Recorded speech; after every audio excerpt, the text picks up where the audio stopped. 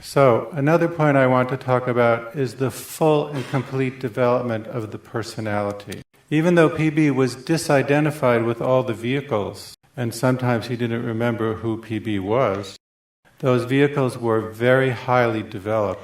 So consequently, they could be used for a tremendous service. And we ourselves must commit ourselves to the complete and full development of our personality.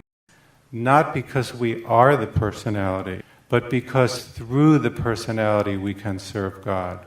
Now, if you ask PB what he did, he always said that he was a researcher. He never said that he was a teacher or that he was enlightened. And all through his life, he researched and studied things.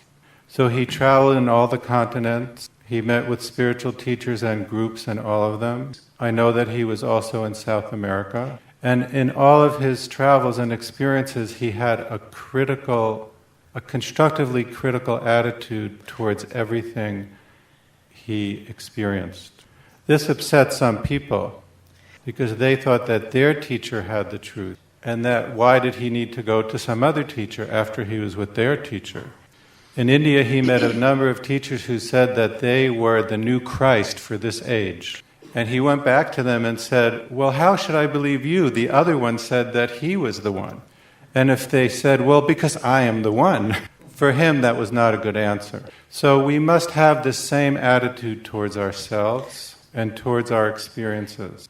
Another benefit of this highly refined ability to describe and understand was that he could analyze and describe his own inner mystical experiences. So if you read about the advanced mystical states that he describes in the notebook, he is describing his own experiences in great detail. But he is doing it in a way that we can understand those experiences when we have them, and we can avoid many of the common misunderstandings of those experiences.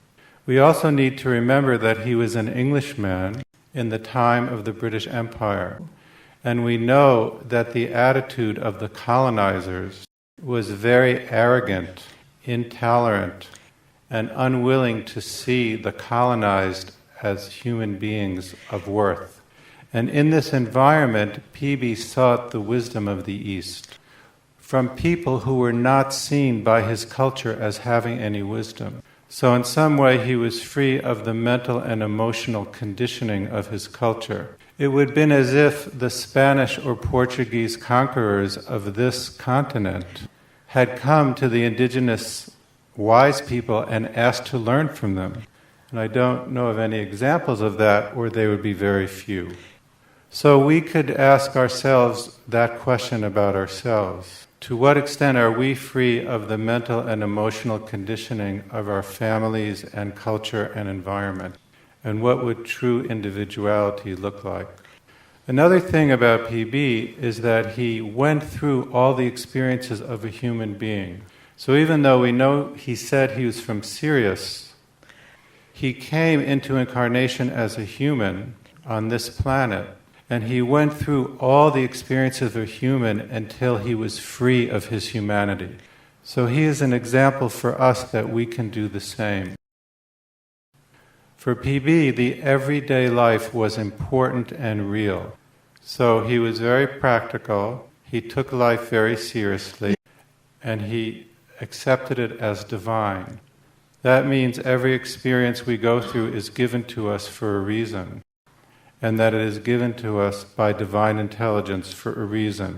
So we can have that own attitude towards our own lives and experiences, especially when we don't like those experiences or we resist them.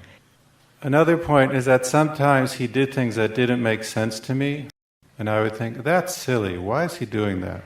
So for instance, when I went into the city with him and he was doing different things, we went to the bank. He made me stand outside the bank. I thought, why can't I go in the bank with him? Why does he make me stay outside?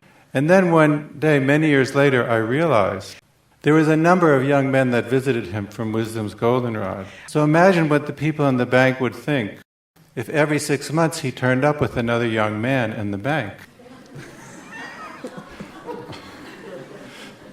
One other example. When he wrote the notebooks, he didn't write like a normal book with a beginning and an end, and he would write. He would receive an inspired thought, he would write it down. Anywhere. If he was reading the newspaper, he would write it on the margin of the newspaper. And then he would send them all to someone, they would type them up, and then they would send them back. So then he had to throw out all the little pieces of paper. So what did he do with all the little pieces of paper? That was before recycling. So we put all the little pieces of paper in the sink, and we filled it with water, and we mashed it into one big ball, and then we threw it away. And I thought, this is crazy. Why do we do this? Well, if you've ever lived in an apartment building, he was on the 4th floor. And when you throw the garbage, there is a chute, and you put the garbage in, and it falls down. So one day, a week or two later, I had to go down to the basement to where they keep the garbage. And I saw that when the garbage comes down and it hits at the bottom, everything falls apart. So if somebody would come and PB just threw the papers down the garbage, then they would find all these little pieces of paper with all this writing on it about spiritual things. One thing PB had learned from his life is not to arouse suspicion from his neighbors, because that creates sometimes a negative energy. So in that moment I realized it was a very good idea to put everything in the water and mush it all together. So they are funny stories, but they also remind us that the higher beings are a mystery to us. And even though we need to use our critical thinking, we need to understand as much as we can, which PB taught us.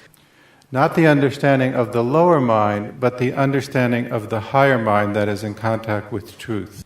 That we must also remember at the same time that we are standing before an incomprehensible mystery, and that it is something that we can't understand.